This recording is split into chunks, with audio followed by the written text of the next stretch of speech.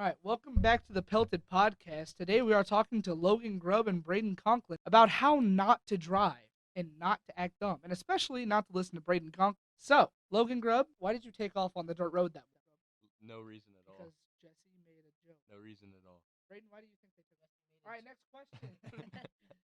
What happened from the moment that you guys left the parking lot of the school and the moment that you guys were calling us?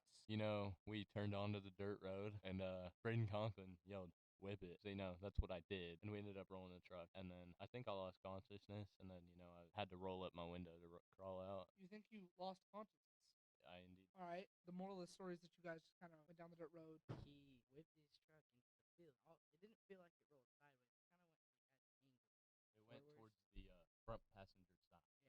Yeah. So during it, I was just like, "Holy crap! What the heck is that?" So as soon as we were done, or after it flipped and we stopped, Logan was making sure all of us are all right. We crawled out. We called you guys. I was just worried about getting in trouble or making sure everyone was safe. What was the actual reason for the truck flipping So over? we took the turn too fast and hit the ditch, and we went up. Over. Okay, what was the real reason that the truck flipped over? It was the corn. It messed with the tires. It was the ditch, and we hit the ditch, and then it just started rolling over. And you hit the ditch because We were going too fast. We were going too fast. how fast were you going? We were going maybe 43. So round up 45. Yeah, about 45. What's up, y'all? I'm Mason Johnson, and I have some questions for Logan and Braden here. If you don't mind me asking, what was your thought process whenever the truck was rolling? I don't really remember it. I think, again, I went unconscious, so, I kind of just, it happened, and then I was crawling out my truck. There was really nothing racing through my mind besides please don't die. And basically, after we looked over, I was trying to get out, but I didn't know if there's leak or anything to catch on fire. So I got out of the truck, called Jesse. Yes, sir. I actually want to ask you a question out of the box here. Okay. So, Grubby, was you wearing your seatbelt that night? No, and if I was, I would be dead. Okay. Well, we have your crash report right here from the Kansas Highway Patrol. You don't look very happy about that. Are you angry? Are you gonna hit me later? Anyways, continue, Mason. When you were done rolling, were you more worried about your friends or the truck? Well, as Braden said, my first question and my first concern was, is everybody okay? And making sure everybody was all right. And then once everybody, wasn't dead and there was only minor injuries, yeah, I was pretty, worried about my truck. Yeah, I can state that he did make sure we were all okay. Our friend Carlos blew out the back windshield, and so his thought was Grubb was only worried about his truck when he got out, but he was making sure me, Kalen, and him were all okay, and then he got out and made sure Carlos was okay when he was able to get out of the truck. All right, I got one last question for you guys. What was everyone else doing after the accident? What do you mean? After the accident, were people calling their parents? Were they just wandering around? What was happening? Well, I'm pretty sure that everybody was worried about not getting caught. My first phone call was to my mother.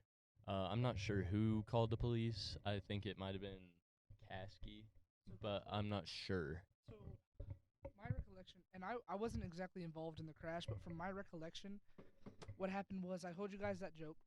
You pulled out of the parking lot, and I stood there and watched you guys leave. So I feel like I have credit for you guys crashing. It makes me feel bad, and I know you've told me I don't, but I still feel bad about it. But what happened on my end was you guys took off. So I just stood there for a second waiting for you guys to turn around. And when I realized that you wasn't going to turn around, I just went back and I sat in Drake's car. And the second I closed the door, he answered his phone. And that phone call was Carlos. And Carlos said, "We just crashed the truck," or something like that. I think he said something like, "We just crashed." And then in the background, all we hear you go is, "Fuck my truck." And then the call ended. Yeah, I was pretty upset, as So- one would be. So who made the call to us? I believe it was Carlos. Carlos called you guys and said we crashed, and after that moment, Logan Caskey came and picked us up. He took us to the school. You all did, and we all called our parents, right? And who was all transported to the hospital? Carlos and Logan, and then me and Kaylin, our parents came and picked us up. So we went back to our houses, and then I went to the hospital 2 days after that. But we're all okay. So That's amazing. So, and Grub, I want it to be known, you don't have to answer questions if you don't want to. If you're uncomfortable with a question, you can tell us that at any time, and you don't have to answer a question. Okay? So that's kind of a sensitive topic. But whenever I was driving out there, I assumed you guys probably just like hit a tree going 20 or something, and I go out there and the truck is upside down. So did you get to see the truck after it like got sat right up? Yes.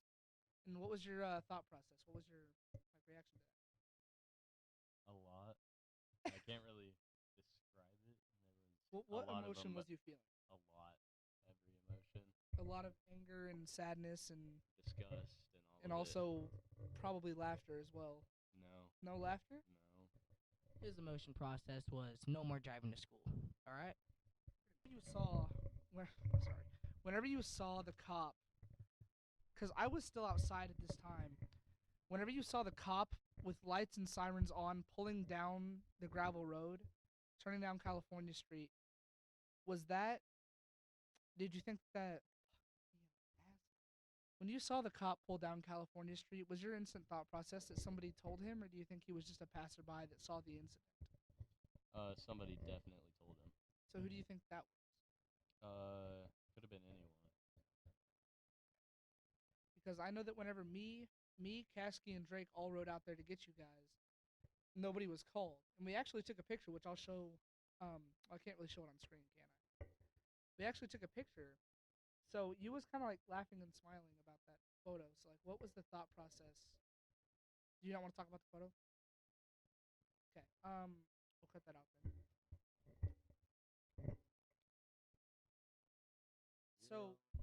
So at what point? At what point did you realize?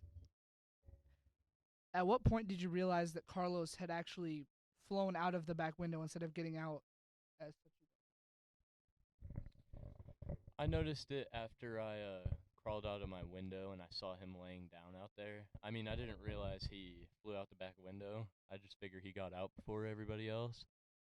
It wasn't known to me that he flew out until we were in the ambulance going to the hospital.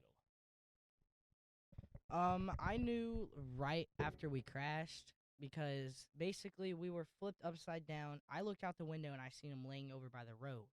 Right, I didn't know how he got out of the vehicle or what happened, but then 5 minutes later, well, not even 5 minutes, I figured out that he flew out the back windshield, which makes sense. I mean, the center console was clear in the back of the truck. Yeah, yeah, it was. I had 2 center consoles. Oh yeah, he did. I got one last question. How do you feel about like the names that you guys were being called, like Mario Kart and all that stuff? Yeah, like the jokes that were being made. That's how I was gonna be angry about it. Like, I mean, what do you have to say to those people that were saying that? I hate.